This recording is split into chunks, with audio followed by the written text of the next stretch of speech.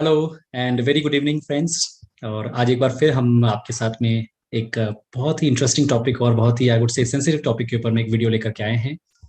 इस टॉपिक पर वीडियो बनाने के लिए बहुत बार रिक्वेस्ट मेरे पास आई, कई सारे व्यूअर्स ने कहा, कई सारे लोगों ने मुझे ये वीडियो फॉरवर्ड किया। एंड शुरू में तो मैंने खास इग्नोर किया था उसको, लेकिन बाद में लगा कि नहीं, डेफिनेटली डिजिटल दुनिया स्पेशली यूट्यूब की दुनिया ऐसी है कि यहाँ पर जो भी इंफॉर्मेशन शेयर की जाती है लोग उसको बिलीव कर लेते हैं। But most of the times कई बार कुछ ओपिनियंस भी होते हैं जिसको हमको थोड़ा सा डाइसेक्ट करने की जरूरत पड़ती है। And that is why friends, आज मैं इस वीडियो को आपके सामने में इसके जो मिथ्स है वो बस्ट करने के लिए एक रिस्पॉन्सिबिलिटी के तहत आपके सामने आया हूँ। जैसा कि आप सभी जानते हैं कि मैं एक एमवे बिजनेस ओनर हूँ, और ये जो वीडियो है जिसको कि बेसिकली एक सज्जन ने बनाया है जिनका नाम अपने आप को फिट ट्यूबर बताते हैं, और उनका एक्चुअल नाम जो है विवेक मित्तल है। उन्होंने एक बहुत ही सेंसिटिव थंबनेल के साथ में इसको डिक्लेयर किया है, और उसके अंदर में बताया है ये 3 ब्रांड्स बना रहे हैं बेवकूफ, और उन्होंने सीधा डिक्लेयर कर दिया है। ओके, तो कोई बात नहीं, मतलब मेरा जो सबमिशन है इसके संदर्भ में वो यही है कि इस तरह के फेक यूट्यूबर्स जो होते हैं, जो मतलब बेसलेस एलिगेशंस लगाते हैं, और इसको मैं टेक्निकली लॉजिकली प्रूव भी करूंगा, ये एक्चुअली में हम लोगों को बेवकूफ बना रहे हैं। और कई बार जिसको कहते हैं भोली भाली जनता या सिंपल कंज्यूमर्स, जो कि किसी यूट्यूब वीडियो में किसी आदमी को बहुत इम्फैटिकली कोई बात बोलते हुए सुनते हैं, उस बात पे विश्वास कर लेते हैं। हमें से मैक्सिमम लोगों के पास में वो वेरविदाल्स नहीं होते, वो रिसोर्सेज नहीं होते हैं कि हम लोग जाकर के उसकी फैक्ट चेकिंग कर सकें, या फिर पेशेंस नहीं होता है, विश्वास कर लेते हैं। और वैसे भी नेगेटिव भरोसा बहुत जल्दी होता है, और खासतौर पर मल्टी लेवल मार्केटिंग या नेटवर्क मार्केटिंग या एमवे के बारे में कोई नेगेटिव बोले तो सेंटिमेंट बड़ी जल्दी तेज हो जाते हैं। तो फ्रेंड्स, मैं इतना ही कहना चाहता हूँ कि ये जो एमवे बिजनेस है या नेटवर्क मार्केटिंग बहुत बड़ी इंडस्ट्री है, इसको गवर्नमेंट ने भी रिकॉग्नाइज किया है, उसको मैं प्रूव भी करूंगा और बहुत सारी बातें आपके साथ शेयर करूंगा। लेकिन आज इस वीडियो का विशेष मकसद है इस मिथ को बस्ट करना, जो कि यहाँ पर एक भ्रांति के रूप में फैलाई जा रही है। फ्रेंड्स, आप में से कई लोग जानते हैं कि मेरी डिग्री एमबीए के अंदर में है। I am master in business administration, और मेरी जो स्पेशलाइजेशन है वो इंटरनेशनल बिजनेस के अंदर में है। तो फ्रेंड्स, आप जानते होंगे कि जो बढ़िया एमबीए इंस्टीट्यूशंस होते हैं, वहां पर case studies after case studies deal की जाती है। ओके, और हम लोग की ये विशेषता होती है, हम लोग के पास में ये नैक होता है, हम लोग को ये स्किल सिखाया जाता है कि हम लोग वी कैन एनालाइज आप जब मेरे सामने कोई फैक्ट रखोगे, कुछ डेटा रखोगे, तो we can analyse. Analytical skills होती है हमारे पास में। तो मैंने क्या किया है, ये वीडियो लेकर के इसको एनालाइज किया है। ओके, एंड ये एनालिटिकल स्किल्स की वजह से, not just being Amway business owner, बल्कि because of having that particular analytical skills, मैं आपके सामने ये कुछ जानकारी लेकर के आ पा रहा हूं। एंड मेरी उम्मीद है कि आप लोगों को इससे बेनिफिट जरूर होगा फ्रेंड्स। तो मैं जिस वीडियो की बात कर रहा हूं उसको मैं आपके सामने एक प्रेजेंटेशन के माध्यम से दिखाना चाहूंगा। जैसा कि आप देख सकते हैं,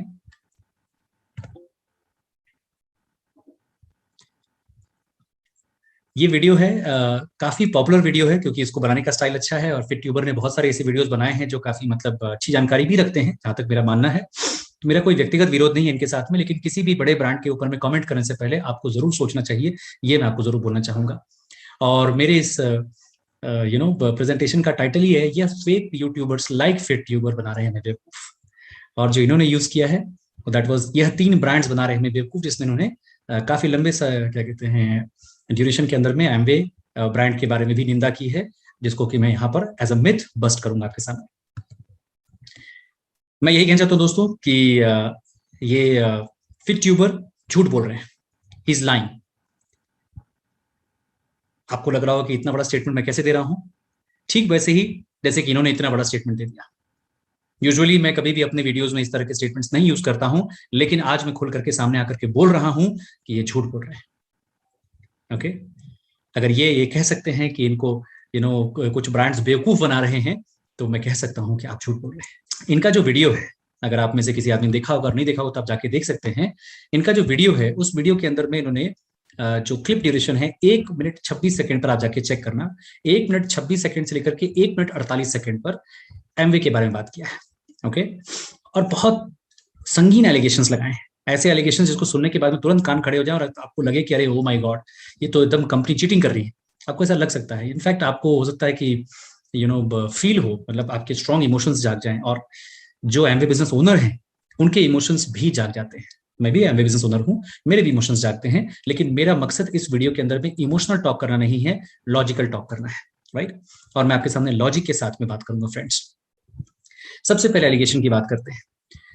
जहां पर ये 1 मिनट 26 सेकंड पे शुरू करते हैं तो ये बोलते हैं। दोस्तों, क्या आपको 90s का वो टाइम याद है जब एमवे के रिप्रेजेंटेटिव्स हमारे घरों में अपने प्रोडक्ट्स की डींगे मारने के लिए घुस जाया करते थे? रियली? मतलब ये क्या स्टेटमेंट है? मैं इसको एकदम पार्ट बाय पार्ट डाइसेक्ट करता हूं फ्रेंड्स। ओके, क्या आपको 90s का वो दौर याद है, 90 के दशक का वो दौर याद है? एमवे ने अपना कमर्शियल ऑपरेशन इंडिया के अंदर में 5 मई 1998 को शुरू किया था। इसका मतलब है कि इनके पास हार्डली 1.5 साल बचे होंगे इससे पहले कि 90 का दशक खत्म हो गया होगा, राइट? लेकिन ये जेंटलमैन क्लेम करते हैं कि एक पूरा का पूरा दशक था 90 के अंदर में जब एमवे के रिप्रेजेंटेटिव लिटरली आपके घर में घुस जाते थे, मतलब आपके घर के दरवाजे के अंदर घुस जाते थे बिना आपके परमिशन के, प्रोबेबली किसी गन पॉइंट के ऊपर में, राइट? और भी अपनी डींगे मारने के लिए। जो अगला पॉइंट है दैट इज अपनी डींगे मारना। क्या अपनी पब्लिसिटी करने को, अपने एडवर्टीजमेंट करने को आजकल डींगे मारना कहा जाता है?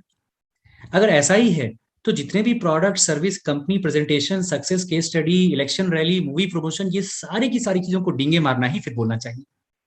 और सिर्फ एक ही व्यक्ति को इजाजत होनी चाहिए, यानी कि विवेक मित्तल जी, फिट ट्यूबर जी को इजाजत होनी चाहिए कि उनको पास राइट्स होने चाहिए कि वो डिसाइड कर सकते हैं कि किसको डींगे मारना बोलना चाहिए और किसको डींगे मारना नहीं बोलना चाहिए। ऑफ कोर्स विवेक मित्तल साहब अपनी डींगे जितनी मर्जी चाहे मार सकते हैं क्योंकि वो एक सेल्फ प्रोक्लेम्ड फिट ट्यूबर है, राइट? घरों में घुस जाते थे। मैं बहुत ही मतलब हैरान हूं दोस्तों इस तरह की चीप और डेरोगेटरी सिलेक्शन ऑफ वर्ड्स को लेकर के, जो कि एक फुल्ली लीगलाइज्ड, रिस्पेक्टेड और globally functional system of multi level marketing और एक ग्लोबल इंडस्ट्री जायंट एमवे जैसी कंपनी के बारे में ऐसी बात बोल रहे हैं। घरों में घुस जाते थे, इसका मतलब कि लिटरली लोग घर के अंदर में इलीगली दरवाजा वगैरह तोड़ के शायद घुस जाते थे। क्या इवन पॉसिबल है? इतना ड्रामेटिक क्यों आप इस स्टेटमेंट को कर रहे हो, और वो भी ओपनिंग स्टेटमेंट? ये मेरे को ना फैक्ट शेयरिंग जैसा नहीं लग रहा है। इससे मुझे ऐसा लगता है कि आप कोई ग्रज निकाल रहे हो, कोई हेट स्पीच आपके अंदर से निकल करके आ रही। जो भी गणमान्य व्यक्ति होते हैं सोसाइटी के, जैसे आपके ब्यूरोक्रेट्स हो गए, बैंकर्स हो गए, डॉक्टर्स हो गए, टीचर्स हो गए, कॉर्पोरेट एग्जीक्यूटिव्स हो गए, होम मेकर्स हो गए, कितने सारे लोग हैं, स्पोर्ट्स पर्सन हो गए, जो कि अपने लाइफ में एडिशनल वाइट इनकम जनरेट करने का प्रयास कर रहे हैं अपनी इकोनॉमिक सस्टेनेबिलिटी के लिए, जिसको कि हमारे प्रधानमंत्री भी आज के डेट में एंटरप्रेन्योर बनने के लिए सबको मोटिवेट करते हैं, ऑनरेबल प्राइम मिनिस्टर। उन सब लोगों को जहां पर एमवे कंपनी और इस तरह की कंपनियां मौका दे रही है कि अपने पैरों पर खड़े हो सकें और अपनी they can make their ends meet, extra income बनाने का प्रयास कर रहे हैं, इतनी अच्छी जबरदस्त एमवे अपॉर्चुनिटी के माध्यम से व्हाइट इनकम बनाने का प्रयास कर रहे हैं, और जिनको कुछ रिकग्निशन मिलनी चाहिए इस काम को करने के लिए, और उनको इस प्रकार का नॉनसेंस सुनने को मिल रहा है। घरों में घुस जाते थे। How do you feel? फिर तो इस प्रकार से विवेक मित्तल जी जो फिट ट्यूबर हैं, एक यूट्यूब एजेंट है जो अपनी डींगे मारने के लिए आपके मोबाइल में घुस जा रहे हैं, आपके दिमाग में घुस जा रहे हैं, आपके वेबसाइट में घुस जा रहे हैं, आपके ऑनलाइन पोर्टल पे घुस जा रहे हैं, आपके ब्राउजर में घुस जा रहे हैं। हाँ, अगर मैं ऐसा बोलूंगा तो लोग बोलेंगे नॉनसेंस, राइट? ऐसा ही फील होता है जब इस प्रकार का रिमार्क्स वो एमवे के लिए देते हैं। It's a nonsense. ओके, उसके बाद वो बोलते हैं, मैं हैरान नहीं होऊंगा अगर आप भी उनकी चपेट में आ गए हो। आप भी उनकी चपेट में आ गए। मतलब ये बंदा मिनिस्ट्री ऑफ कंज्यूमर अफेयर से ऊपर चला गया, ये लॉ से भी ऊपर चला गया, ये किसी भी कंपनी को खराब डिक्लेयर कर सकते हैं क्योंकि इनकी व्यक्तिगत प्रेजुडिस है उसको लेकर। इनके अनुसार लोग एमवे की चपेट में आ जाते थे, और अगर इसी प्रकार की एलिगेशन इनके ऊपर डाल दी जाएगी कि हमें हैरानी नहीं होगी कि लोग फिट ट्यूबर की चपेट में आ गए होंगे, तो कैसा लगेगा? It's nonsense, right? एमवे यानी कि द अमेरिकन वे एक अमेरिकन कंपनी है जो खासकर मल्टी लेवल मार्केटिंग टेक्निक से हेल्थ, ब्यूटी और होम केयर प्रोडक्ट्स बेचती है। एमवे यानी अमेरिकन वे? रॉन्ग, ये कोई फैक्ट नहीं है, ये एक मिथ है। ओके, एमवे और अमेरिकन वे का कोई रिलेशन नहीं आपस में। और ये देखने के बाद में और ये सुनने के बाद में मुझे लगता है कि विवेक मित्तल यानी कि फिट ट्यूबर साहब सिर्फ ओपिनियंस की मास्टरी जानते हैं। He is a master of opinions. उनके फैक्ट्स टोटली गलत है, जो कि एविडेंट है इस तरह के रिस्पॉन्सिबल स्टेटमेंट से। ये इनकरेक्ट रिमार्क इन्होंने किया, बट इन्होंने इसको वेरीफाई करने का प्रयास भी नहीं किया। इसके बाद फ्रेंड्स हम बढ़ते हैं, क्लिप ड्यूरेशन 1 मिनट 49 सेकंड से लेकर के 2 मिनट 14 सेकंड तक। भारतीय घरों में सबसे पॉपुलर और बड़े आमतौर पर यूज किए जाने वाला एमवे प्रोडक्ट है ग्लिस्टर टूथपेस्ट। भारतीय घरों में सबसे पॉपुलर और सबसे आम तौर पर यूज किए जाने वाला टूथपेस्ट है ग्लिस्टर टूथपेस्ट। क्या बात है! चलो, आपने कम से कम एक्सेप्ट तो किया कि ग्लिस्टर सबसे पॉपुलर और सबसे commonly use toothpaste in India है। and we are proud of it. Amway representatives ने इतनी सफाई से ब्रेन वॉश किया है कि आज भी कुछ लोग इस टूथपेस्ट के बढ़िया होने की कसमें खाते हैं। कहीं ऐसा तो नहीं कि सच में अच्छी मार्केटिंग और अच्छे प्रोडक्ट का कॉम्बिनेशन ने मैजिक वर्क किया हो, और इसी वजह से कुछ ब्रांड्स, कुछ हिडन स्पॉन्सर्स, जैसा कि हम देख सकते हैं आपके वीडियो में, डाबर लाल टूथपेस्ट ने फिट ट्यूबर साहब को पैसे दिए हों कि नेगेटिव पब्लिसिटी करो, बैड माउथिंग करो। पॉसिबल है ना? मैं दावे से कह सकता हूं कि ऐसे लोगों ने कभी भी इस टूथपेस्ट को उल्टा करके इसके इंग्रेडिएंट्स को नहीं पढ़ा, वरना कोई भी इतना विषैला टूथपेस्ट क्यों ही यूज करेगा। क्या बेसलेस दावा है? मतलब इंडिया के पूरे कॉमन मिडिल क्लास को एक साथ बेवकूफ बता दिया आपने, और चैलेंज भी कर दिया, दावा भी कर दिया। मतलब अकल तो सिर्फ दुनिया में सिर्फ आपके पास है, राइट? बाकी लोगों को तो कुछ नहीं आता है, उन्होंने कोई पढ़ाई लिखाई नहीं की, वो कोई भी चीज यूं ही उठा करके बस ले लेते हैं। एक सबसे पॉपुलर और ट्रस्टेड ब्रांड को, जिसने आज तक 50 साल से अधिक का टाइम स्टैंड बाय कर लिया है पूरी दुनिया भर में, और जिसने इंडियन कंज्यूमर्स को सच में खुश किया है, उसको ये मास्टर ऑफ ओपिनियंस और मिस्टर जीरो फैक्ट्स क्लेम करते हैं कि लोगों ने उसके बारे में कभी इंग्रेडिएंट्स पढ़ा भी नहीं होगा। क्या ये कोरा ओवर कॉन्फिडेंस और इग्नोरेंस नहीं है दोस्तों? वरना कोई भी इतना विषैला टूथपेस्ट क्यों ही यूज करेगा? अगर ये टूथपेस्ट इतना ही विषैला है मिस्टर फिट्यूबर, तो आज तक इसके विष से किसी को कोई नुकसान क्यों नहीं हुआ है? क्या आपके पास कोई ऐसी रिपोर्ट है, कोई ऐसा इंसिडेंट है जहां पर इस विषैले टूथपेस्ट के इस्तेमाल से किसी को कोई नुकसान हुआ हो? या फिर से ये आपका कोई personal opinion back with zero data है? इसके इंग्रेडिएंट्स को देखते हुए अगर इसको वर्स्ट टूथपेस्ट इन इंडिया का दर्जा भी दे दूं तो वो भी एग्जैजरेशन नहीं होगी। आपके baseless and third class opinion style को अगर देखते हुए और हेट स्पीच को देखते हुए आपको इंडिया के मोस्ट इररिस्पॉन्सिबल, पैसे खाए हुए और गुमराह करने वाले यूट्यूबर का भी दर्जा दे दूं तो वो भी एग्जैजरेशन नहीं होगी। मुझे माफ कीजिएगा कि मैं एक्सट्रीम वर्ड्स यूज कर रहा हूं, but this is what it is, because I have to give you a taste of your own medicine कि आपने किस तरह के वर्ड्स इस्तेमाल किए हैं। This is not the way that a responsible YouTuber should be talking about. अब हम आते हैं साइंटिफिक फैक्ट्स पर। जो हार्मफुल केमिकल्स की बात कर रहे हैं फिट ट्यूबर साहब, उन हार्मफुल केमिकल्स को भी जरा स्टडी कर लेते हैं कि आखिर वो केमिकल्स हैं क्या। उन्होंने बताया प्रोपाइलिन ग्लाइकॉल के बारे में, और ये भी डेटा मैं आपके सामने दे रहा हूं, ये गूगल से लिया हुआ डेटा है, आप चाहें तो अभी इसी वक्त गूगल कर सकते हैं। प्रोपाइलिन ग्लाइकॉल जो है वो एक विस्कस कलरलेस लिक्विड, जो कि ऑलमोस्ट ओडरलेस होता है, मतलब उसमें गंध नहीं होती है, लेकिन उसमें एक स्वीट टेस्ट होता है। ओके, इसका एक केमिकल फॉर्मूला दिया हुआ है, इसमें 2 अल्कोहल ग्रुप होते हैं, ठीक है, और इसको डियोल के रूप में क्लास किया गया है। बहुत सारे केमिकल बातें यहां पर लिखी हुई हैं, आप इसके लास्ट में अगर पढ़ेंगे, आप देख सकते हैं आखिरी 3 लाइनें पढ़िए, एंड इज, देखिए आप यहां पर पढ़ सकते हैं कि इसको, ये जो प्रोपाइलिन ग्लाइकॉल है, एक कंपाउंड है which is GRAS, generally recognized as safe by the US Food and Drug Administration under 21 CFR cross 184.1666, और इसको FDA ने भी अप्रूव किया है कि इसको आप इनडायरेक्ट फूड एडिटिव के रूप में यूज कर सकते हैं। प्रोपाइलिन ग्लाइकॉल एक अप्रूव्ड इंग्रेडिएंट है, और उसको टॉपिकल, ओरल और इंट्रावेनस फार्मास्यूटिकल प्रिपरेशंस में पूरे यूएस और यूरोप में यूज किया जाता है, लेकिन फिर ट्यूबर साहब को ये अनसेफ लगता है। ये एफडीए से आगे निकल चुके हैं। अब आते हैं PEG 8 और PEG 12 की बात करते हैं। The term PEG stands for polyethylene glycol, जो कि सिंथेटिक पॉलीमर्स में यूज किया जाता है, जो एथिलीन डाइऑक्साइड के होते हैं, ऑक्साइड के होते हैं टूथपेस्ट के अंदर में, जिसके थ्रू आप ह्यूमेक्टेंट और सॉल्वेंट का काम ले सकते हैं। ह्यूमेक्टेंट क्या करते हैं? वाटर लॉस को प्रिवेंट करते हैं, और स्टेबिलाईजर का काम करते हैं। टूथपेस्ट में इनका इस्तेमाल किया जाता है। मिथाइल पैराबेन एक एंटी फंगल एजेंट होता है, ठीक है, जो कि बहुत सारे कॉस्मेटिक्स में यूज किया जाता है, पर्सनल केयर प्रोडक्ट्स में इंक्लूडिंग टूथपेस्ट यूज किया जाता है। इसको फूड प्रिजर्वेटिव के रूप में भी यूज किया जाता है, और उसका ई नंबर जो है E218 है। प्रोपाइल पैराबेन बेंजोएट एस्टर होता है, जो कि प्रोपाइल एस्टर होता है 4 हाइड्रोक्सी बेंजोइक एसिड का। ये एक प्रिजर्वेटिव होता है जिसको टिपिकली वाटर बेस्ड कॉस्मेटिक्स में, क्रीम्स, लोशन, शैम्पूज और बाथ प्रोडक्ट्स में इस्तेमाल किया जाता है। इसको फूड एडिटिव के रूप में भी इस्तेमाल किया जाता है। उसका रोल एंटी फंगल एजेंट के रूप में और एंटी माइक्रोबियल एजेंट के रूप में होता है। Sodium lauryl sulphate, one of the most common products, SLS, जो कि टूथपेस्ट में फाइंड किया जाता है। ये ना सिर्फ फूड डेबरी हटाने काम आता है और पार्टिकल हटाने काम आता है, बल्कि आपके टूथपेस्ट को फोम क्रिएट करने में भी हेल्प करता है, और जैसे जैसे आप ब्रश करते हैं वैसे वैसे फोम बनाने में हेल्प करता है, according to chemical safety facts. और कॉस्मेटिक कलर जिसकी चर्चा इन्होंने की है, ये तो ग्लिसर में प्रेजेंट भी नहीं।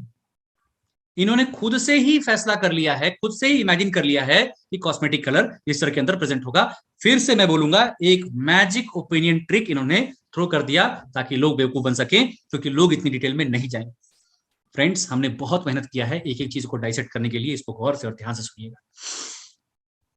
अब मैं यहां पर आपको गूगल के सारे फैक्ट्स दिखा रहा हूं। मैंने टाइप क्या किया है, सेफेस्ट टूथपेस्ट टू यूज के साथ में मैंने ये लिखा था कि क्या हमें पेग अवॉइड करना चाहिए, पीजी जिसकी चर्चा उन्होंने किया था। तो उसमें लिखा हुआ है कि अगर आपका स्किन सेंसिटिव है और प्रोडक्ट में बहुत ज्यादा मात्रा में पीजी है, तब आपको उससे दूर रहना चाहिए। अगर आपका स्किन सेंसिटिव है तब आपको उससे दूर रहना चाहिए, क्योंकि वो आपकी स्किन को इरिटेट कर सकता है प्रोबेबली। ओके, लेकिन पेग और ब्यूटाइलिन ग्लाइकॉल ह्यूमेक्टेंट्स हैं जो कि दूसरे प्रोडक्ट्स को हेल्प करते हैं कि आपका स्किन केयर के लिए वो स्किन को पेनिट्रेट कर सके। क्या पेग कॉस्मेटिक्स में सेफ है? Pegs are products of condensed ethylene oxide and water that can have various derivatives and functions. Currently, PEG 20 glyceryl trisostearate and pegilated oils are considered safe for cosmetic use according to the results of relevant studies. मतलब क्या कहा जा रहा है? Considered safe. अब जिस चीज को सेफ कहा जा रहा है उस चीज को फिर ट्यूबर साहब कहते हैं नहीं वो सेफ नहीं। हम किसकी सुने? गूगल की सुने, एफडीए की सुने, जो मतलब पैरामीटर्स बनाते हैं उनकी सुने, इतने सालों से जो कंपनी मतलब टूथपेस्ट बना करके सक्सेसफुली सेल कर रही है उसके क्रेडेंशियल्स को बिलीव करें, कि एक विदाउट क्रेडेंशियल्स के एक ओपिनियन देने वाले आदमी को बिलीव करें? अब देखते हैं प्रोपाइल पैराबेन सेफ है कि नहीं। एफडीए ने कहा है कि कोई कारण नहीं है कंज्यूमर्स को यह सोचने का कि कोई कॉस्मेटिक के अंदर पैराबेन है तो कोई दिक्कत है। एफडीए ने मिथाइल और प्रोपाइल पैराबेन को generally regarded as safe GRA में क्लासिफाई भी किया है।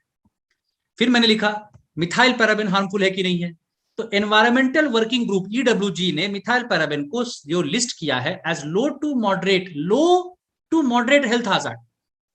लेकिन ये हाजार्ड भी जो है सिर्फ और सिर्फ एलर्जिक रिएक्शन के बारे में है।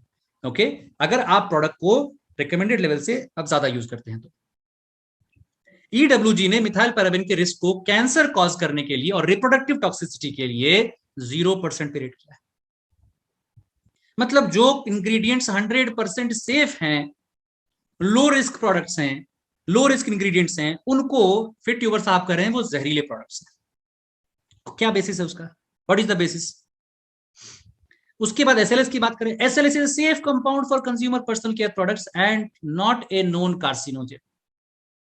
इसमें कहीं कोई कैंसर प्रोड्यूसिंग तत्व नहीं है। आप सोचिए, तो आप जितने भी इंग्रेडिएंट्स की बात कर रहे हैं फिर ट्यूबर साहब, ये सारे के सारे इंग्रेडिएंट्स तो कहीं ना कहीं सेफ ही हैं। तो आपने कैसे फैसला कर लिया कि अनसेफ?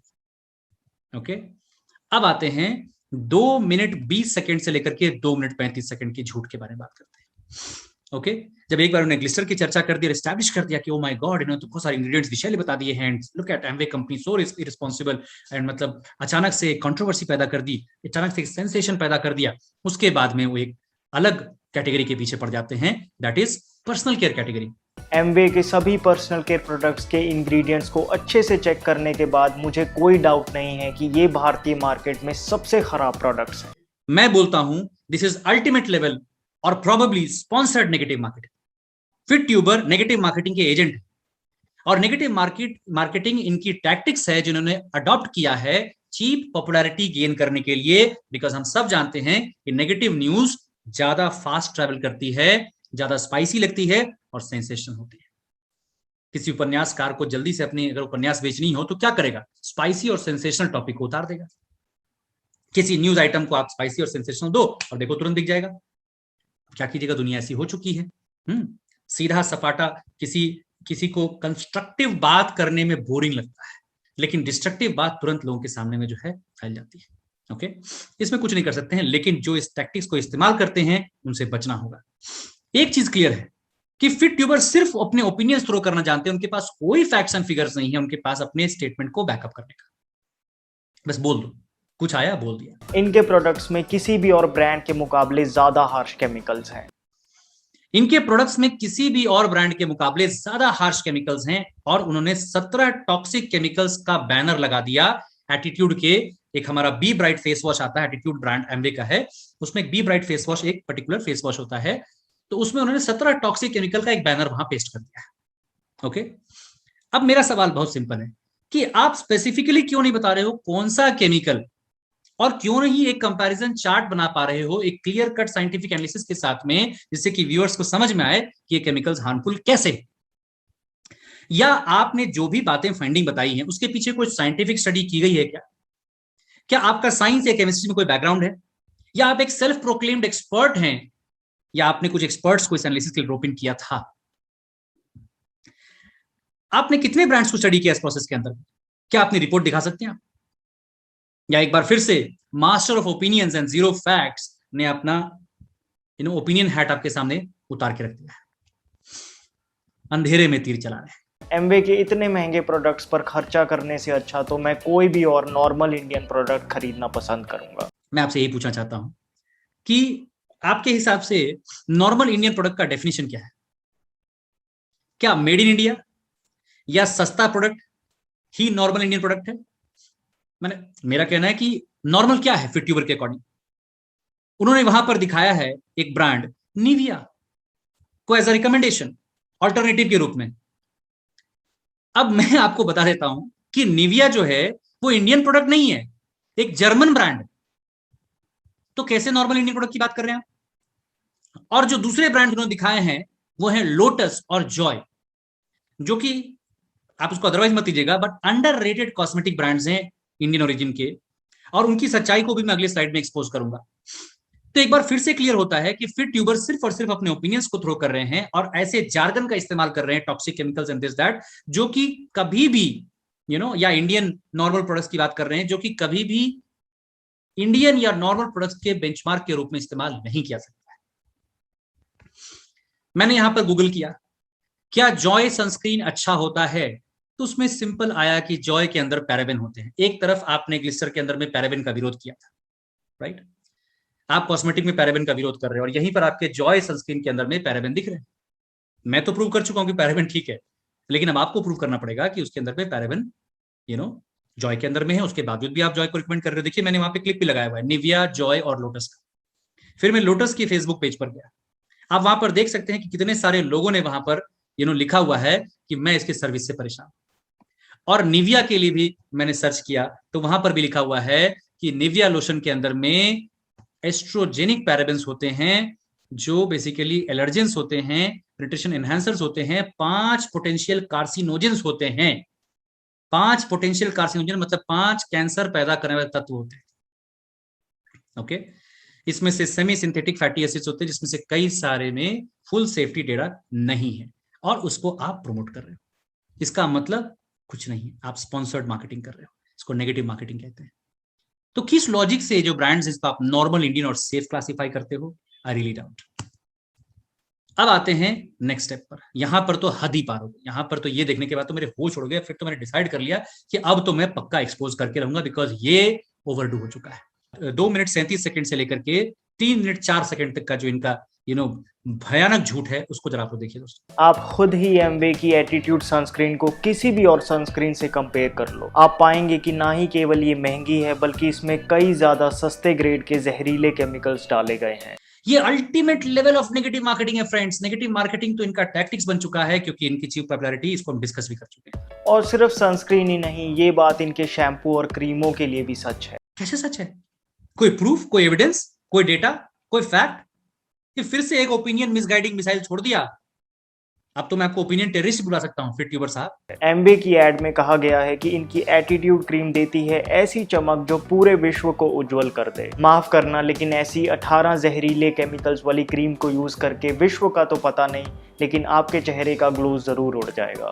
ऐसे स्टेटमेंट के बाद में, जो कि ये वीडियो ऑन रिकॉर्ड जाकर के बोल रहे हैं, आप देख सकते हैं कि यहाँ पे इनके क्लिप में दिख रहा है, such toxic products damage the skin. ये ऑन रिकॉर्ड जाके बोल रहे हैं, मतलब ये कह रहे हैं such toxic products damage the skin, using them regularly may cause skin allergies.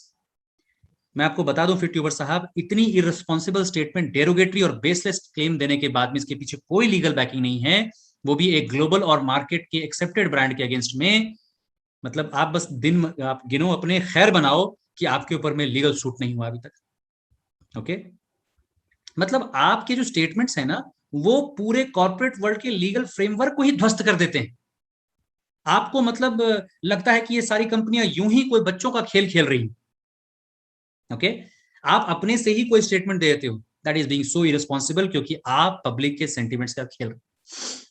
और जो इन्होंने 17 डिफरेंट केमिकल्स की जो लिस्ट लगाई है, मैं आपके सामने रखा हूं, जो लाल रंग के साथ में एक स्माइली देकर के इन्होंने यहाँ पे चिपका दिया है, इसके बारे में जरा खुलासा कर दूं मैं। इस स्लाइड में आप देख सकते हैं फ्रेंड्स, आपके सामने मैंने एटीट्यूड सनस्क्रीन के इंग्रेडिएंट्स खोल के रख दी। ओके, आप स्लाइड की फोटो लेकर के कंपेयर करना, मैं आपको इस इंग्रेडिएंट के साथ में दोबारा कंपैरिजन दिखा रहा हूं।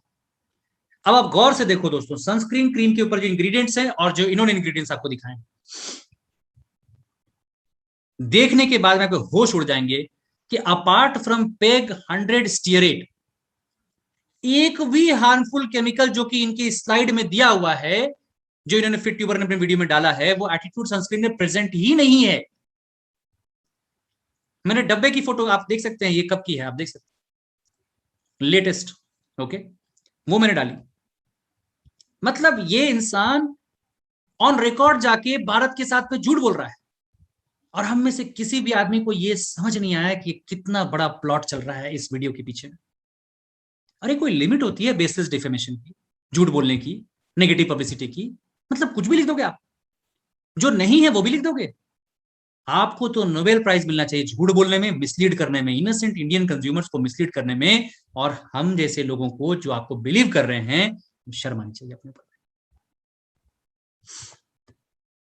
और इवन पेग 100 स्टीयरेट भी टोटली सेफ है। मैंने फिर से गूगल पे डाल करके चेक किया, आप भी कर सकते हो। लॉन्गिट्यूडनल स्टडीज कहती हैं कि long period use of PEG compounds have not found any significant toxicity और any significant impact on reproductive health. अगर इसको टॉपिकली अप्लाई किया जाए तो PEG 100 stearate is not believed to pose significant dangers to human health. किधर से आप लेकर के आते हो इस तरह की चीजें, आई डोंट अंडरस्टैंड। और आगे बढ़ते हैं।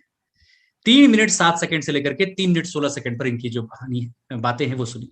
एमवे ने फूड सप्लीमेंट इंडस्ट्री में भी अपना पैर फंसा रखा है। एमवे ने फूड सप्लीमेंट इंडस्ट्री में भी अपना पैर फंसा रखा है।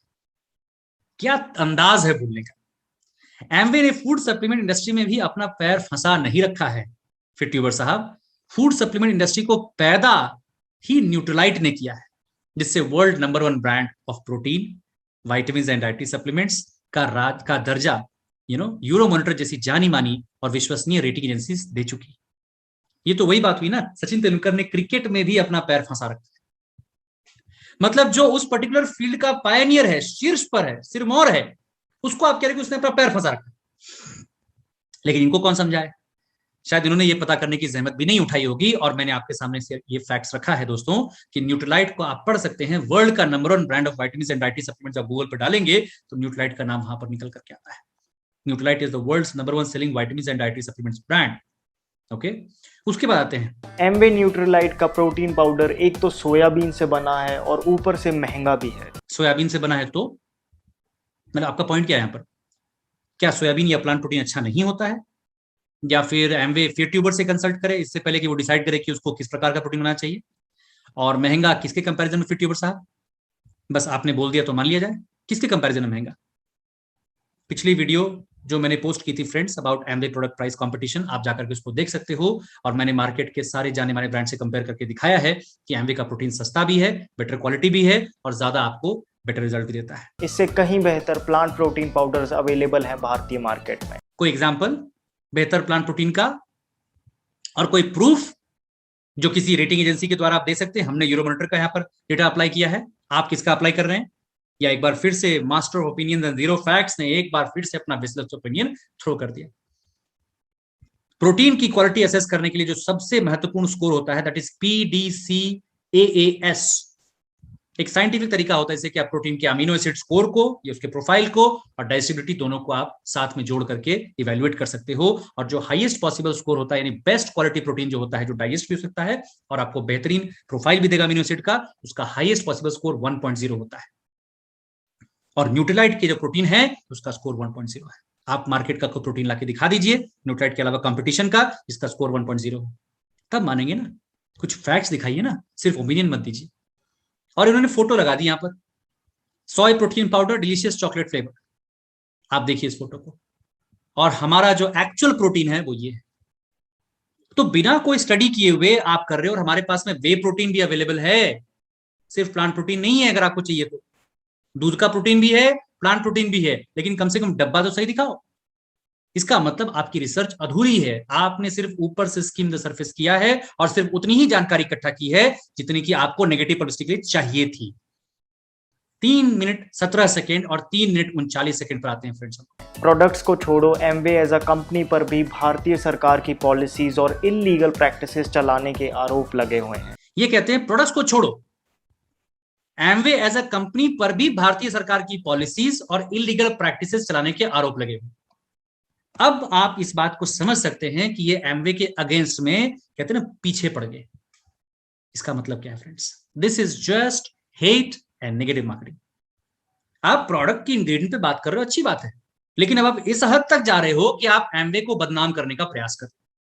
कोई बात नहीं, सांच को आंच नहीं, ठीक है। अभी आपको दिखाते हैं इन्होंने क्या कहा। प्रोडक्ट्स को छोड़ो, एमवे एज ए कंपनी पर भी भारतीय सरकार की पॉलिसीज और इलीगल प्रैक्टिसेस चलाने के आरोप लगे हुए। पॉलिसीज चलाने के आरोप, ये किस टाइप का आरोप है? इलीगल प्रैक्टिसेस, क्या आप क्लैरिफाइड कर सकते हो किस प्रकार की इलीगल प्रैक्टिसेस की आप बात कर रहे हो? इन्होंने 3 मीडिया क्लिप्स दिखाए हैं जिसमें एमवे के सीईओ की तस्वीर है और 2 और एमवे के अधिकारी उनके साथ खड़े हैं, जहां पर उनको अरेस्ट करने का एक इंसिडेंट उन्होंने दिखाया है। एक ऐसा इंसिडेंट जो कि मतलब बहुत बड़ा एक शर्म का कारण बना था पूरे भारतवर्ष के लिए। और उस वक्त के जो कॉर्पोरेट अफेयर्स मिनिस्टर थे भारत के, श्री सचिन पायलट साहब, उन्होंने खुद ही पब्लिक में अपोलोजाइज किया था इस शर्मनाक इंसिडेंट की वजह से। उसके अलावा मैं आपको बता दूं दोस्तों कि जो पुलिस ऑफिशियल्स इन्वॉल्व हुए थे इस प्लॉटेड अरेस्ट के अंदर में, क्या कहते हैं, षड्यंत्र के अरेस्ट के अंदर में, उनको भी क्वेश्चन किया गया था और एमवे इंडिया को क्लीन चिट दिया गया था कोर्ट्स के द्वारा। और ऑफिशियल्स को उसके बाद जब उन्होंने बेसिकली रिलीज करा तो अपोलोजाइज करके रिलीज किया था एमवे इंडिया के ऑफिशियल्स को कि गलती हुई हमसे। एक सर्टेन टीम थी पुलिस और गवर्नमेंट ऑफिशियल्स की केरला और आंध्र प्रदेश के अंदर में, जिन्होंने कुछ वेस्टेड इंटरेस्ट, अनस्क्रूपुलस पीपल जो इसको हम कहते हैं, जिनके अंदर में कुछ मतलब मोटिव था एमवे को डिस्टर्ब करने का, उनके अरेस्ट का प्लॉट बनाया। बेसिकली क्या किया उन्होंने कि जो सीईओ थे वो बेसिकली बिल पिंकनी साहब थे, विलियम पिंकनी, उनको अरेस्ट करने का एक प्लॉट बनाया ताकि एक स्कैंडल क्रिएट किया सके और एक सरप्राइज रेड के अंदर में, जिससे कि मैसिव नेगेटिव पब्लिसिटी हो सके और कंपनी की रेपुटेशन पे अच्छा खासा डैमेज हो सके और उनके जो अपने पर्सनल एजेंडा थे उसको सॉर्ट आउट कर सके। इसके लिए उन्होंने एक प्लॉट किया और ये इस काम को अंजाम दिया था। लेकिन जस्टिस और सच्चाई हमेशा जीतते हैं और मेरी उम्मीद है दोस्तों कि इस वीडियो के माध्यम से भी सच्चाई जो है उसकी जीत होगी। एमवे आज इंडिया में सर उठा करके आराम से ऑपरेट कर रहा है और इंडियन गवर्नमेंट उसके एफर्ट को हर जगह प्रशंसा कर रही है। इंडिया के अंदर में एमवे की क्रेडिबिलिटी को और पूरे ग्लोब के अंदर में आपको मैं दिखाऊंगा कुछ देर में अपकमिंग स्लाइड्स के अंदर में। लेकिन फिट ट्यूबर की क्रेडिबिलिटी को एस्टैब्लिश करना कहीं से भी पॉसिबल नहीं।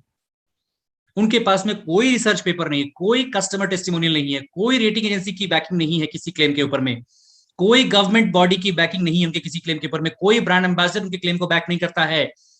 सारी चीजें जो बोल रहे हैं वो सिर्फ और सिर्फ उनका पर्सनल ओपिनियन है और अनफॉर्चुनेटली बहुत सारे समझदार लोग भी उस पर लाइक पर लाइक, लाइक पर लाइक, लाइक पर लाइक दे जा रहे हैं बिना सोचे समझे। दोस्तों, एमवे जैसी कंपनी खड़ा करना और लाखों लोगों के सपनों को पूरा करना एक बहुत मुश्किल काम है, बहुत मुश्किल काम है। अपने घर में ना 1-2 आदमी को आप एम्प्लॉय करके देखिए, आपको समझ में बात आ जाएगी कि कितना मुश्किल काम है। और दुनिया भर में 50 लाख लोगों को अपॉर्चुनिटी देती है इस कंपनी। इसको क्रिटिसाइज करना बहुत आसान है लेकिन बहुत ही शर्म की बात है अगर हम झूठ बोल करके ये काम कर रहे हैं तो। एमवे ने 2025 तक अपने टर्नओवर का लक्ष्य 6000 करोड़ रखा है, जो कि आज के मुकाबले 3 गुना है। क्या वे इसके लायक हैं? इसका फैसला तो आप जनता को ही करना है। पर्सनली मैं तो कभी भी इनके प्रोडक्ट्स पे अपने पैसों को वेस्ट ना करूं। जनता ने तो फैसला कर लिया है, तभी तो आप जैसे नेगेटिव पब्लिसिटी करने वालों की लाख कोशिशों के बावजूद भी Amway corporation and Amway distributors rock solid खड़े हैं और हर साल हम लोग ग्रो कर रहे हैं। Hundreds and thousands of people की मदद हो रही है और वो बेहतर और पॉजिटिव जिंदगियां जी रहे हैं। आप अपने पैसे बिल्कुल वेस्ट न करें जो आपने उन कंपनियों से कमाए हैं जिन्होंने आपको नेगेटिव पब्लिसिटी और वीडियो कैंपेन को सीक्रेटली फंड किया है। लेकिन देश के सबसे बड़े रोल मॉडल्स और आइकॉन्स जरूर इन प्रोडक्ट्स को खाना पसंद करते हैं, जैसा कि हम लोग आगे के इन क्लिप्स में देख सकते हैं। आपको दिखाऊंगा मैं आपको। ये वो क्लिप्स हैं जो उन्होंने शो किया था। इन्होंने क्या किया, Amway India CEO arrested, Kerala police arrest Amway CEO पिंकनी 2 executives, और एमवे इंडिया का एक विकीपीडिया पेज पे जाकर के इन्होंने कुछ कहीं से एक उठा करके बस ये 3 स्लाइड डाल दिया है। आपको सिर्फ क्या होगा, जब वो स्लाइड इतनी कम देर के लिए चलेगी ना, आपको सिर्फ 2 बातें दिखाई देंगी, एमवे इंडिया सीईओ अरेस्टेड और Amway CEO पिंकनी arrested bye Kerala police. और अचानक से आपका माइंड जो है कौन जाएगा, ओ माय गॉड, इसको अरेस्ट कर दिया गया, अब तो भाई अब तो ये कंपनी खराब कंपनी। दोस्तों गांधी जी को भी अरेस्ट किया गया था भाई, ओके, और बहुत सारे ऐसे लोग हैं उनको अरेस्ट किया गया, भगत सिंह को भी अरेस्ट किया गया था, बहुत सारे अच्छे लोगों को भी अरेस्ट किया गया था, जयप्रकाश नारायण को जी को भी अरेस्ट किया गया था, बहुत सारे अच्छे लोगों को अरेस्ट किया गया था जिनको आप रोल मॉडल मानते हैं, those people were arrested, okay. और बहुत सारे ऐसे अच्छे लोगों को इतिहास के अंदर में सूली पर चढ़ाया गया था, जिनको लोग भगवान मानते हैं आज के डेट। तो मैं अभी इमोशनल टॉक नहीं करना चाहता हूं, लेकिन I want to dissect some facts now. और देखिए यहां पे ध्यान से बिजनेस वर्ल्ड की कवरेज को पढ़िए। Why is the Amway CEO arrested repeatedly? Okay, Amway, while it operates a business model that includes recruiting new members as well as the payment of commissions based on sale value of the products sold by the recruited members, cannot be strictly called a money circulation scheme. Okay, its officials point out that the difference is that Amway has a product of value that is being sold, whereas in this case of schemes like Speak Asia, there was no product. हम सब जानते हैं Speak Asia एक pyramid scheme थी, एक get rich quick scheme थी। They further point out that Amway is a multi-billion-dollar enterprise that operates successfully across the globe in almost 100 countries, and it is the same business model that they adopt for India. Okay? अभी आप देखिए, positive forces के against में बहुत सारे negative forces काम करते हैं, ठीक है। इंडिया के अंदर में एक रूल है जिसको जो पहले था, that was price chits and money circulation banning act. ये 1970 के दशक का एक्ट था, और उसी एक्ट के तहत लोग कंफ्यूज होते थे एक legal genuine multi level marketing business model के साथ में और मनी सर्कुलेशन मॉडल के साथ में, दोनों लगता एक जैसा है, यू हैव टू अंडरस्टैंड। जैसे ट्रेडिंग, ओके, और स्मगलिंग में बहुत डिफरेंस नहीं है, you have to understand, okay. कई लोग स्टॉक मार्केट को भी गैम्बलिंग बोल देते हैं, but you have to understand that it is very very legalised, it is 100% controlled. उसी प्रकार से मल्टी लेवल मार्केटिंग जिसके अंदर में प्रोडक्ट्स होते हैं, वो 100% एक लीगल फ्रेमवर्क के ऊपर काम करने वाला सिस्टम, और हर अमंगल के साथ में एक मंगल छुपा होता है। इस इंसिडेंट के बाद में भी डायरेक्ट सेलिंग इंडस्ट्री का भला हो गया, ये भी मैं आपको प्रूव करूंगा। अब आप गौर से देखिए दोस्तों कि ये इंसिडेंट हुआ क्यों था। एक लॉयर, एक प्रैक्टिसिंग लॉयर, कुरनूल आंध्र प्रदेश में प्रैक्टिस करने वाला, जिनका नाम था टीआर जगन्नाडा रेड्डी, इन्होंने क्लेम किया कि एमवे मेंबरों ने इनको अपॉर्चुनिटी दिया कि ये अमीर बन सकते हैं जल्दी, ठीक है। और इंडिया में get rich quick schemes prohibited थे, उसी एक्ट जिसका नाम मैंने लिया, price chits and money circulation schemes banning act 1978।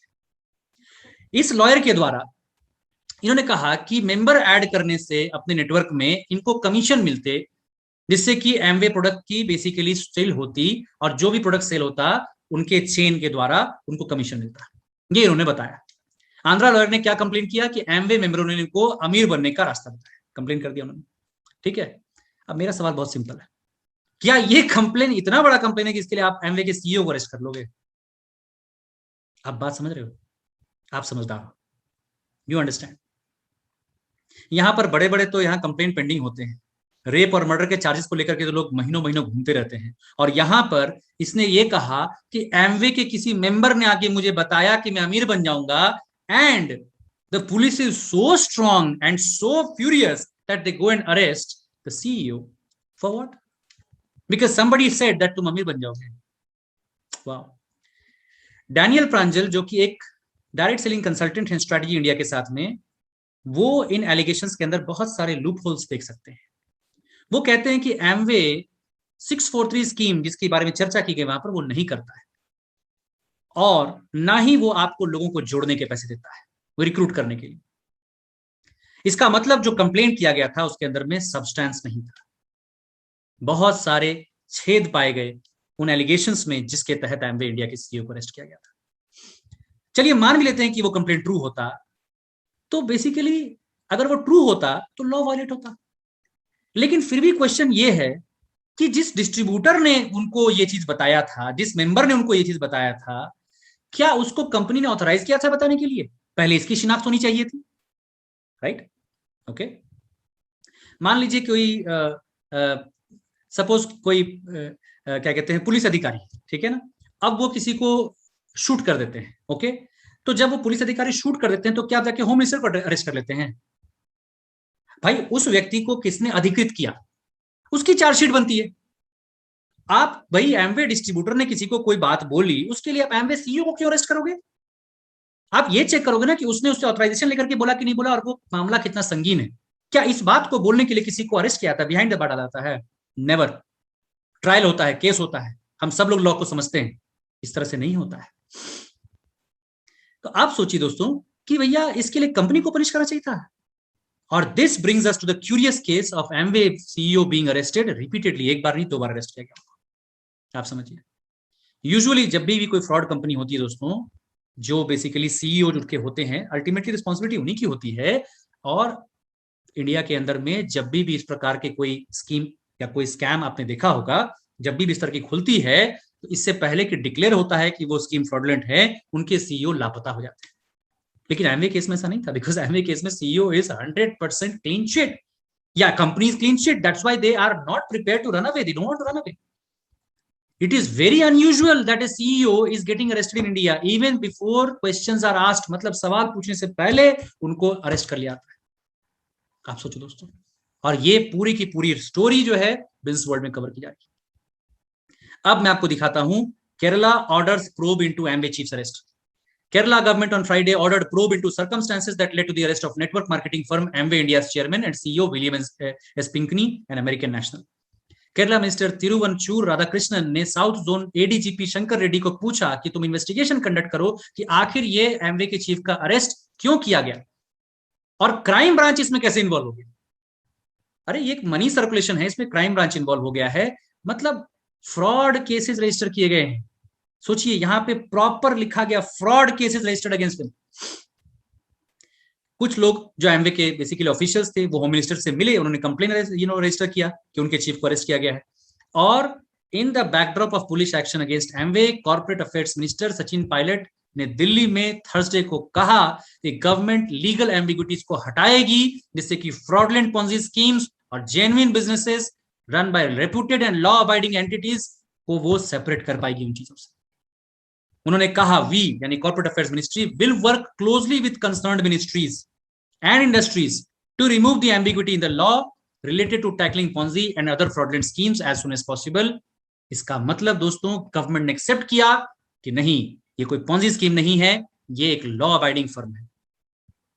उसके बाद एक और न्यूज है बिजनेस लाइन की, केरला पुलिस नॉट अपोलोजेटिक, उनको नहीं, वो बेसिकली माफी नहीं मांग रहे हैं एमवे के अरेस्ट को लेकर के।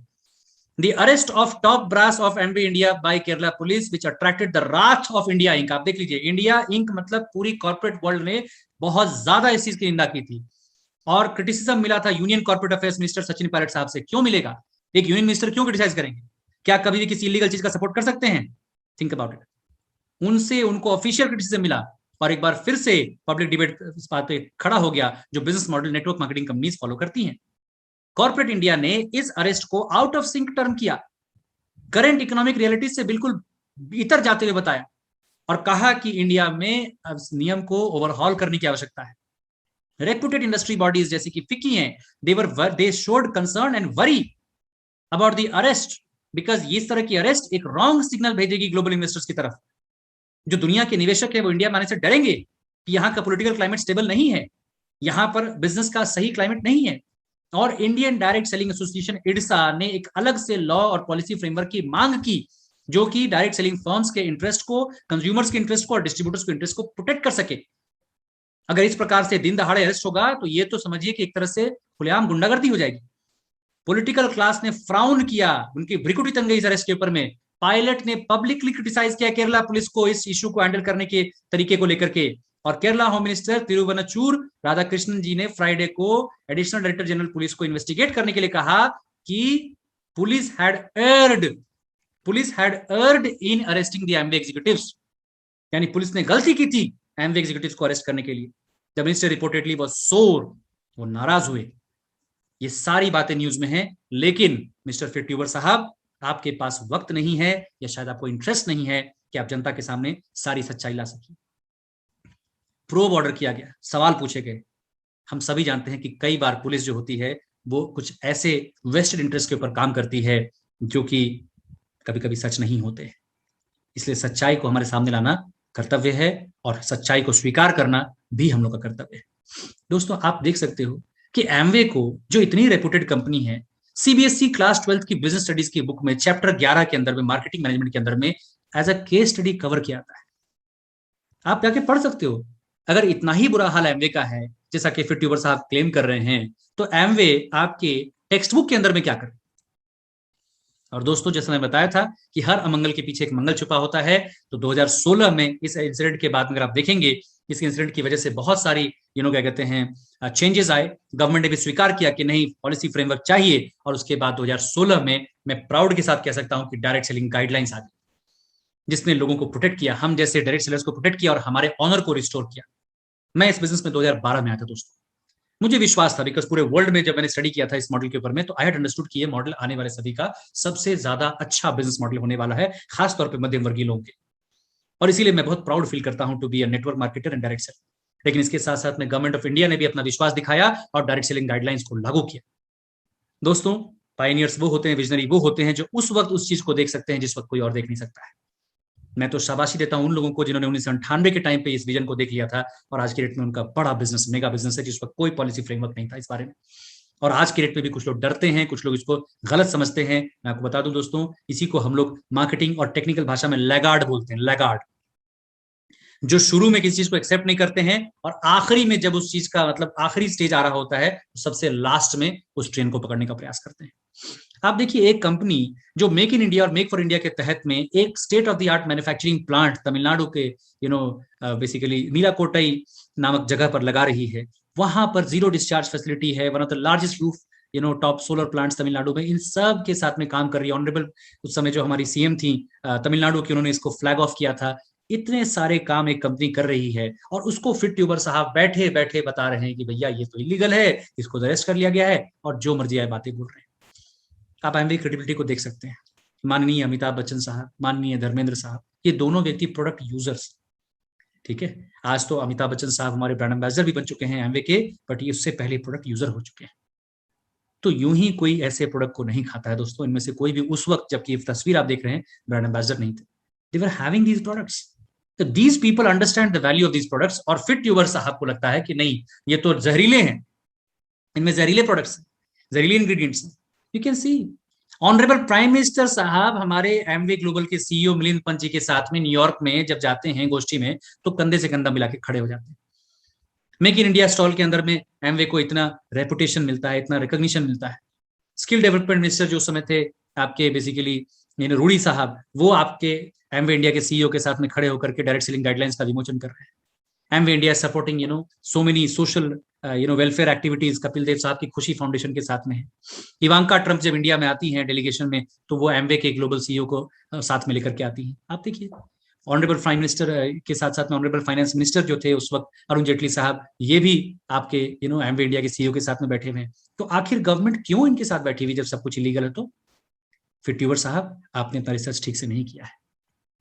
आप शायद किसी नेगेटिव पब्लिसिटी का शिकार हो गए हैं। मैं आपको भी कहूंगा, आप एक जिम्मेदार नागरिक हैं, आप एक जिम्मेदार यूट्यूबर बनिए, आप लोगों को सच बताइए, और अगर आपको रियलाइज हो रहा है कि आपने गलती करी है, तो उसको एक्सेप्ट करने का भी आप मादा रखिए।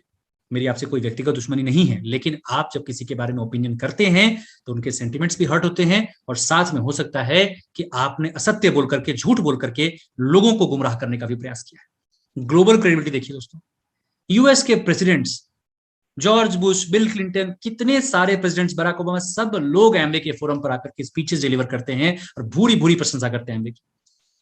तो friends, this is not a joke, you have to understand. Last में इतना ही कहना चाहूंगा फ्रेंड्स, मीडिया एक बहुत पावरफुल एंटिटी है इस धरती पर। उनके पास पावर है कि वो इनोसेंट को गिल्टी और गिल्टी को इनोसेंट बनाते हैं, और इसी को पावर कहते हैं। अभी हमने देखा आर्यन खान का केस चल रहा है, बहुत सारी बातें हो रही थी, सुशांत सिंह राजपूत का भी केस देखा। मतलब कुछ कह नहीं सकते, कहना मुश्किल है, कहना बहुत मुश्किल है। तो मैं उस संगीन मामलों के बारे में भी बात नहीं करूंगा, मुझे जिसकी जानकारी मैं उसकी बात करूंगा। मैंने आपके सामने सच को रखा, आपके पास पूरा अधिकार है चीजों की छानबीन करने का, और आप डिसाइड कर सकते हैं सच क्या और क्या नहीं है। बट मैं एक चीज जरूर बोलूंगा दोस्तों कि ओपिनियन से ज्यादा फैक्ट्स पर भरोसा कीजिए। एक और बात, जो केट हडसन, जो कि बहुत ही फेमस हॉलीवुड की सेलिब्रिटी है, उन्होंने कहा था, कभी भी बैड प्रेस की चिंता मत कीजिए, कभी भी नेगेटिव पब्लिसिटी की चिंता मत कीजिए। Okay, all that matters is if they spell your name right. Fit tuber ने या फिर कोई भी व्यक्ति जो कि इसके बारे में निंदा चुगली कर रहे हैं, उन्होंने एमवे का नाम सही लिया ना, इसका मतलब एमवे ने अपना काम किया है, इसका मतलब एमवे एक स्ट्रॉन्ग ब्रांड है। बुराई भी उसी की होती है, निंदा भी उसी की होती है, इसके अंदर ताकत होती है। आप समझ लीजिए, एमवे के अंदर में ताकत है दोस्तों, और ताकत क्या है? अब वो है सच्चाई की ताकत। एमवे के प्रोडक्ट्स, एमवे के डिस्ट्रीब्यूशन सिस्टम, एमवे का जो कंपेंसेशन सिस्टम है, और एमवे की जो इंटेग्रिटी है, कंपनी की जो एथोस है, उसको लेकर के हम सब प्राउड फील करते हैं। और मैं आपको लास्ट में इतना ही कहना चाहूंगा दोस्तों, कि सत्य जो होता है, हम लोग सुनते भी हैं, सत्यम शिवम सुंदरम। सत्य परेशान हो सकता है, लेकिन पराजित कभी नहीं हो सकता है। हो सकता है कुछ टाइम के लिए हम लोग बिलीव कर लें कि अच्छा ये सच नहीं, वो सच नहीं, हम सब बिलीव कर लें, लेकिन अल्टीमेटली सच बाहर जरूर आता है। फ्रेंड्स, मेरा मकसद इस वीडियो से सिर्फ और सिर्फ, मैं ये नहीं कह रहा हूं कि आप आज से एमवे के लिए सोल्ड आउट हो जाओ या कुछ भी, बट एटलीस्ट जब कोई व्यक्ति झूठ बोलने का प्रयास करे तो एक बार के लिए थोड़ा सा सरफेस के नीचे उतर करके झांकने का प्रयास कीजिए। इस वीडियो के माध्यम से हमने आप तक सच्चाई को पहचानने का प्रयास किया है। उम्मीद है आपको ये वीडियो अच्छा लगा होगा। इस वीडियो को डेवलप करने के लिए जो प्रेजेंटेशन हमने बनाई है, उसके ऊपर बहुत बहुत बहुत रिसर्च हुआ है। अगर आपको अच्छा लगे तो आप लाइक और सब्सक्राइब कीजिए, और अपने कमेंट्स में बताइए कि आपको कैसा लगा। Thank you friends, God bless, और मिलते हैं अगले वीडियो के अंदर में।